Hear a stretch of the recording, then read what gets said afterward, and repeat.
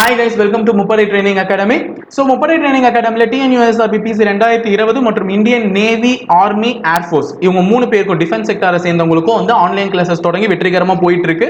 So online கிளாஸ்ல சேரணும்னு ஆசைப்படுறவங்க கீழே உள்ள கான்டாக்ட் நம்பரை மறக்காம கான்டாக்ட் பண்ணி அதற்கான டீடைல்ஸை கேட்டு தெரிஞ்சுக்கிட்டு ஜாயின் பண்ணுங்க.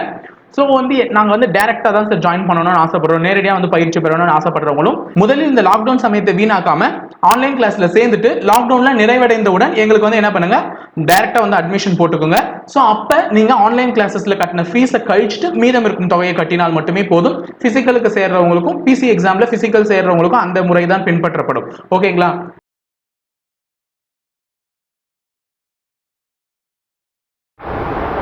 Hello everyone, welcome to Muppadai Training Academy, and this is Venkatesh Prakasam. So today we are going to see about constitution or civics or politics or whatever it may be. So basically there is a set of questions for constitution. The first case is, what is constitution? So what is constitution? So why do we need a constitution? What are the different types of constitution? What are the demands for the constitution? These are all the basic questions for constitutions. So let me brief in first. So what is constitution? There is a set of rules and regulations. There is a set of rules and regulations. So there is what we call as constitution. There is a supremacy in law or supreme in law. There is a supremacy in law or there is supreme in law, and it is common to all citizens of India. It is common to all citizens of India. So these kind of setups are called as constitution. There is a written document. There is a written document which consists of superior law or supremacy in law, and then set of rules and regulations which are common to all citizens of India. That is what we call as constitution. Okay. So the next question is, why do we need a constitution? Is it all countries having constitution, written constitution? No.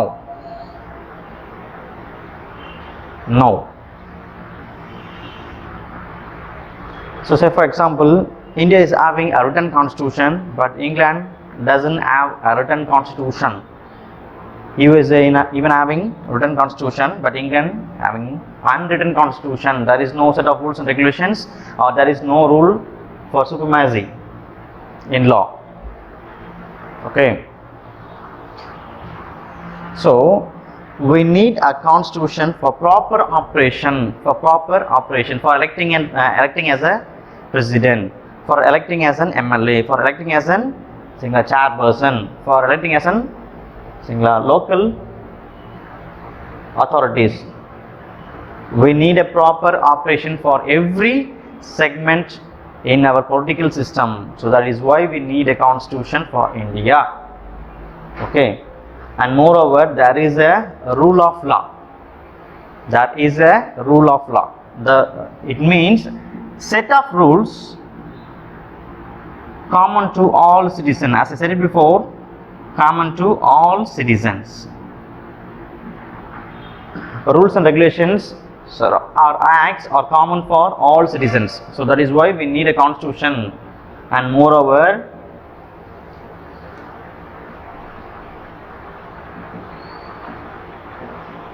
population. A set of government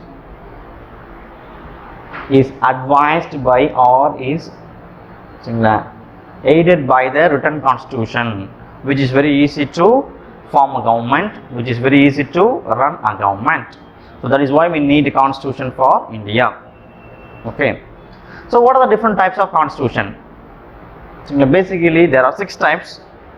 Of constitution. First one is written constitution, second one is unwritten constitution, and third one is federal constitution, and fourth one is unitary constitution, and fifth one is flexibility constitution, and last one is rigidity constitutions.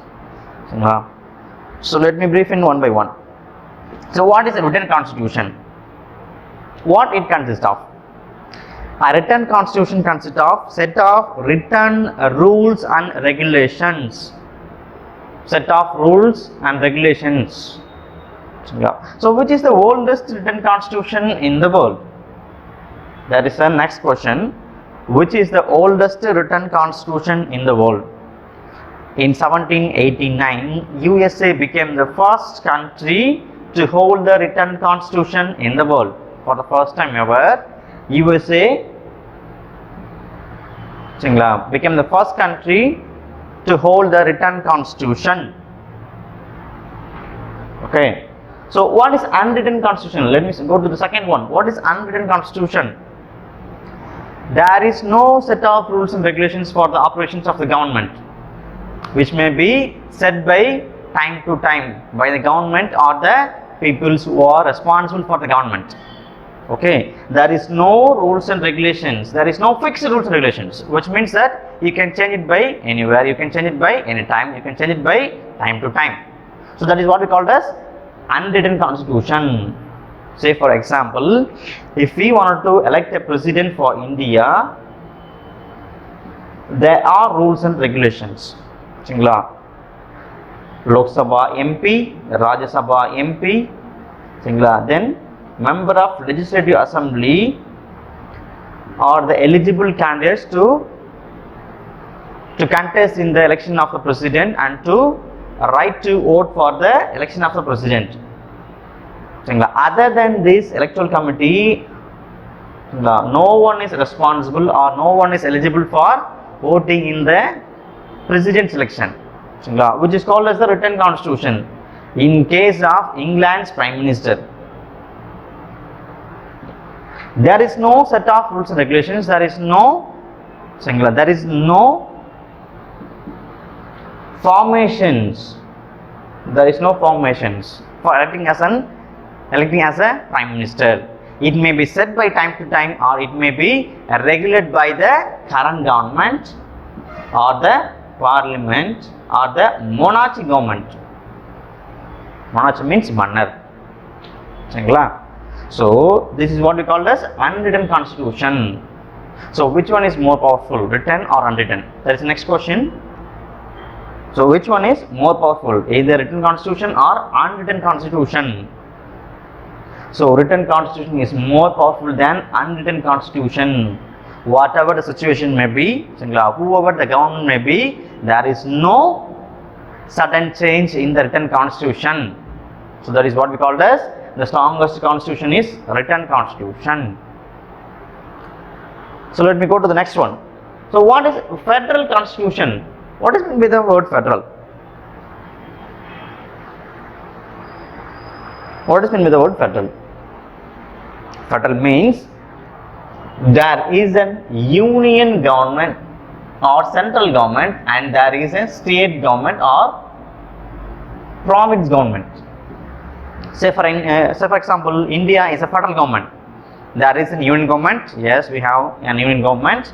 There is also a state government. Yes, we have 28 states and 9 UTs. Right.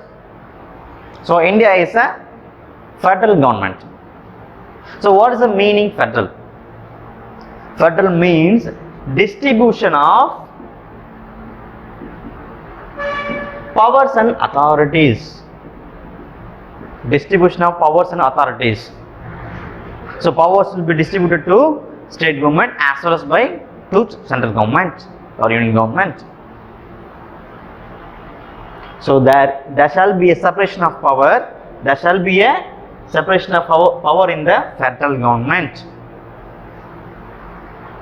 Okay, that is what we call as federal government. Say for example, USA is a federal government, yes, and also India is a federal government, yes. We have different modes of operation for the state government and as well as the union government. So the power has been distributed to both the units, central government as well as state government. So let me go to the next one. So what is unitary government? What is unitary? There is only one union government. There shall be no state government or there shall be no province government. There is only one government which is governed by only one president or prime minister or the parliament, whatever it may be. So there shall be no distribution of powers which is called as unitary government. Say for example South Korea. Only one person has a right to regulate the parliament, has the right to form the laws, or a right to lead the government. That is what we call as unitary government. Okay. So let me go to the next one. What is flexibility constitution? What is flexibility constitution? As we all know, how rules and regulations are laws made by the parliament in India. We have two setup, Lok Sabha and Rajya Sabha. So what is the major part of the Lok Sabha?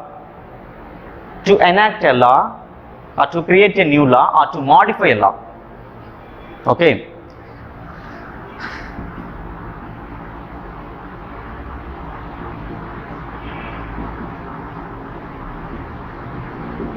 The procedure is we need to introduce a bill, either to amend, either to create, either to abolish, whatever it may be. You need to introduce a bill, either by Lok Sabha or Rajya Sabha. The bill has to be signed by the minimum requirement majorities, either by simple majority, either by special majority, either by special majority with ratification of access. Okay, then only the bill is considered to be the passed bill. At last, President will take into an account either to assent the bill or to decline a bill. If the bill is assented, then it is called as the amendment.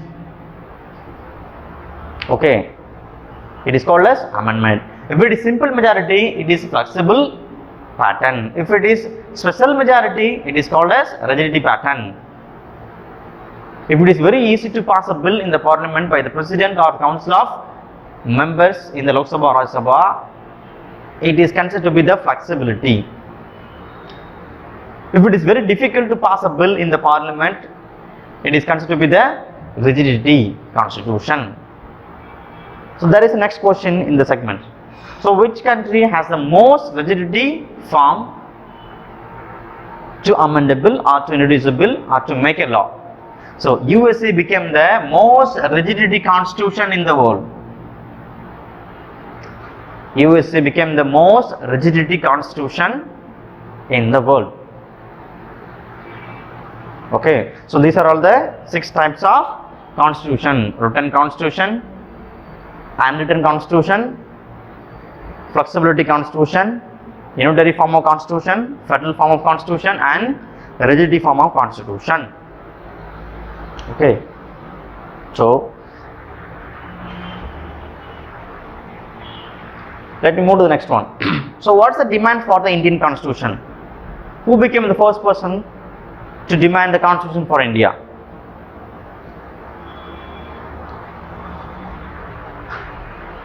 So in 1934, a Communist Party member M.N. Roy became the first person to demand the constitution for India.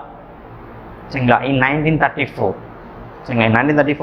M.N. Roy became the first person to demand the constitution for India. The second one is in 1937, Jawaharlal Nehru demanded the Constituent Assembly for India. So there is a book, famous book of M.N. Roy, which is called as Patriotism. In that book, he holds all the possible ways.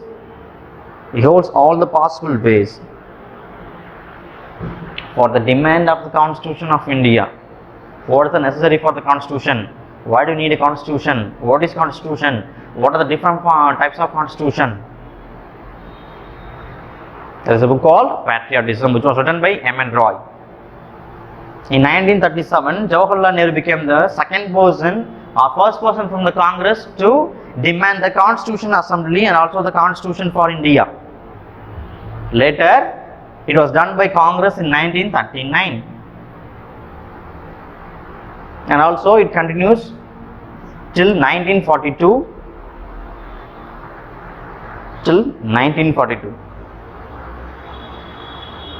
Okay. So next question is, as we all know,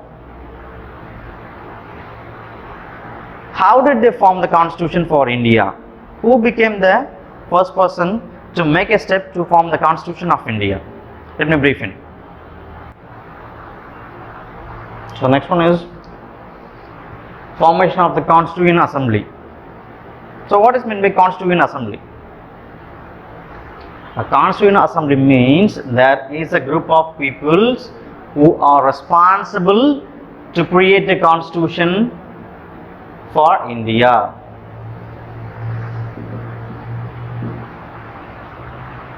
For India.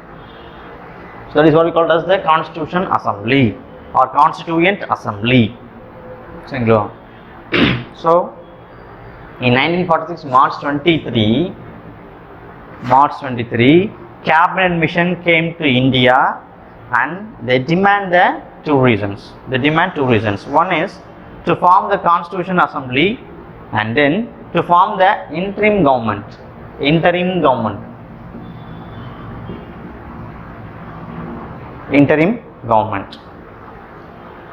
Congress accepted the demands and they formed the first interim government in 1946 September 2 under Jawaharlal Nehru, under the leadership of Jawaharlal Nehru. The second demand is to form the Constitution Assembly. So how the members will be elected for the Constitution Assembly? It was done by indirect election. So totally there were 318 members were elected by the Constitution Assembly or the Constituent Assembly. Total number of members were 389. Okay. There was a first session for the Constitution Assembly. It was held on December 9, 1946 at Delhi. So there is a second question. So how many sessions were conducted by the Constitution Assembly during the period of 1946 to 1950? Totally there were 11 sessions. Were conducted by the Constitution Assembly to form the Constitution. So the next question is, how long did it take to complete the Constitution? It took almost 2 years, 11 months and 18 days to complete the Constitution. 2 years, 11 months and 18 days to complete the Constitution. Okay, so it consists of 117,369 words. Which is the lengthiest written constitution in the world. Indian Constitution is said to be the lengthiest written constitution in the world. Okay, so there were 23 committees appointed for the Constituent Assembly. 389 members were split into 23 committees. In that 23 committee, there is a most important committee called Drafting Committee, which was headed by Dr. B.R. Ambedkar.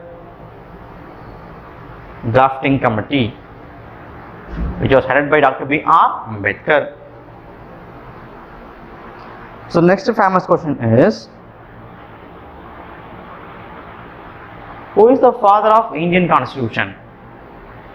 So without any doubt, Dr. B.R. Ambedkar is the father of Indian Constitution and also the chairperson of Drafting Committee. Dr. B.R. Ambedkar. So in 1949, November 26, the written constitution was accepted by the Constituent Assembly. So that the November 26th day is called as the Constitution Day, which literally means the written constitution was accepted by the Constituent Assembly. So there is a next question. when it came into force? It came into force on 1950 January 26. 1950 January 26. This day is celebrated as Republic Day. Republic Day. So this is all about formation of the Constituent Assembly and forming or drafting a constitution for India. So that is the next question. How many articles, how many schedules and how many parts in the constitution or in the beginning? In 1950 there were 395 articles, 8 schedules and 22 parts. There were 395 articles, 8 schedules and then 22 parts. But now with 103 amendments, there are 448 articles, 12 schedules and 25 parts in the Indian Constitution till date. So how many number of amendments were made so far? 103 amendments. 103 amendments. Okay. So let me go to the next one, preamble. So what is preamble? Why do we need a preamble? Preamble means it's just a preface to the constitution. Preamble means it's just an introduction to the constitution. It's a gateway or it's a key to the constitution.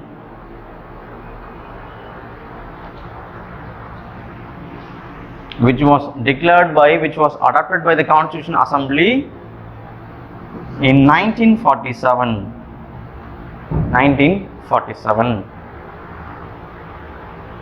The resolution was given by Jawaharlal Nehru. So there is a question, who gave the resolution for the preamble? The answer is Jawaharlal Nehru gave the resolution for the preamble. So there is the next question. What are the elements of the preamble?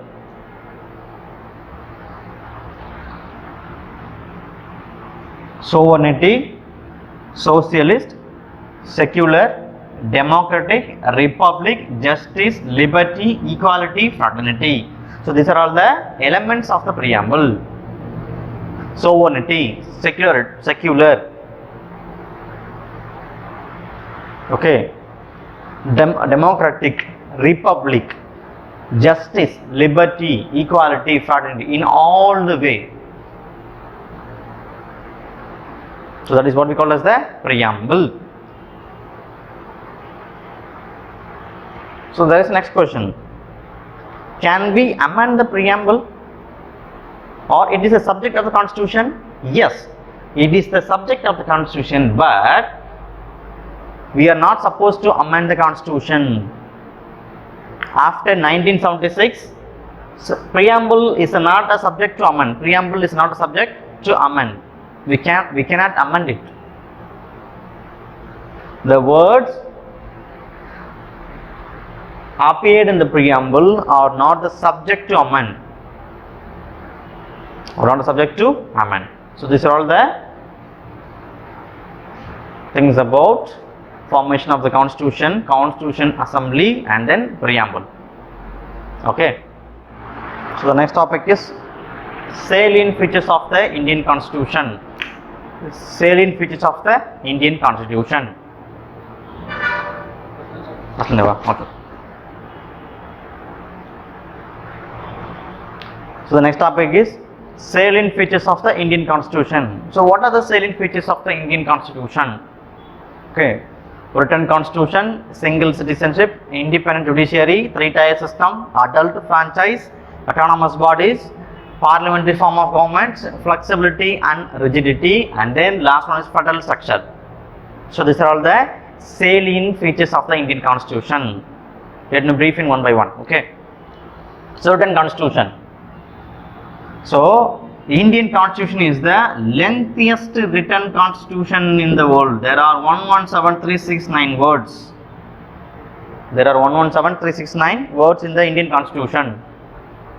Okay. Second one is single citizenship. So what is citizenship? The next question is, what is citizenship?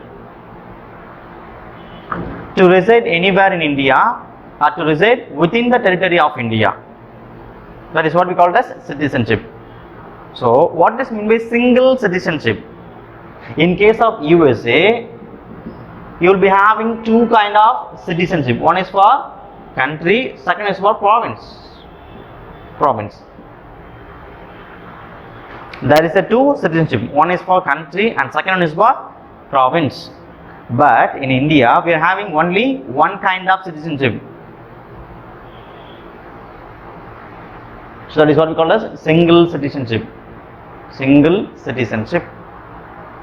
You can reside anywhere in India or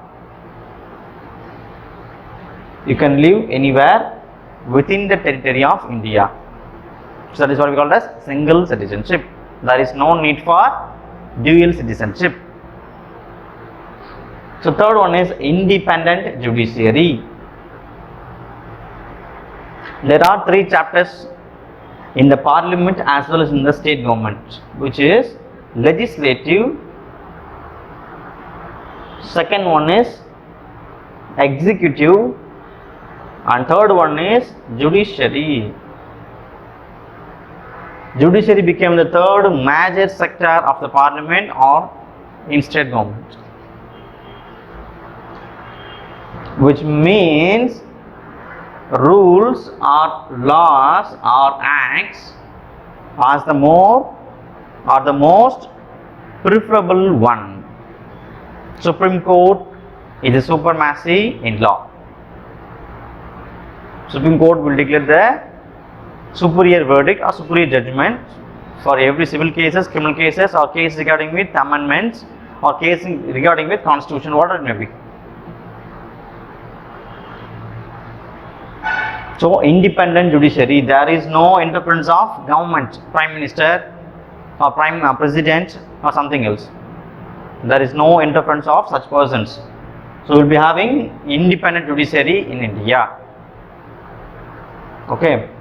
Then third one is three-tier system. So what is three-tier system? Before that, we need to know what is local self-government. Local self-government. Local self-government. As we all know that Panchayat Raj, municipality,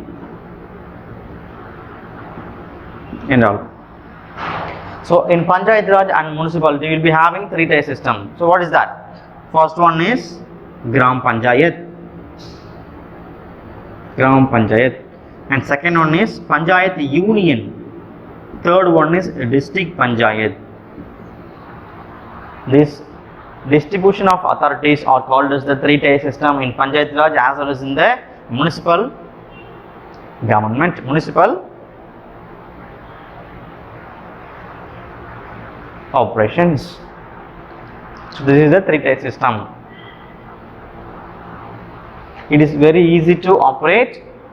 Members will be elected directly by the peoples, which includes the direct election method. Very easy to administrate. These are all the features of the three-tier system. Okay. Then adult franchise. So what is adult franchise in India?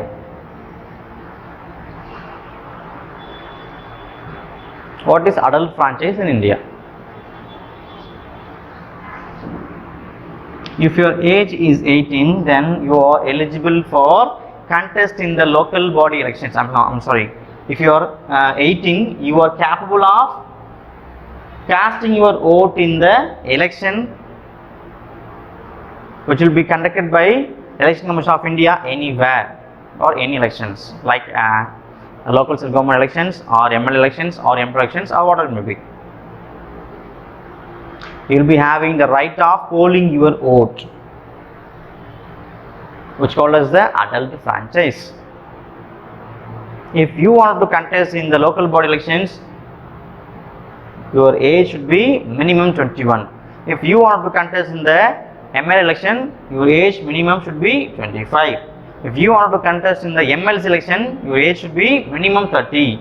If you want to contest in the president elections, you will be having minimum of 35 age limit. Okay, then next, autonomous body. There are so many autonomous bodies in India which remains autonomous functions. Which will be there is no interference of such authorities person like Prime Minister or ministries or president or some members of constitution body. There is no interference of such kind of persons. So that is what we call as autonomous body. Okay, then parliamentary form of government. The method of parliamentary government was drawn from UK constitution, which consists of Lok Sabha, Rajya Sabha, okay, Lok Sabha and then Rajya Sabha.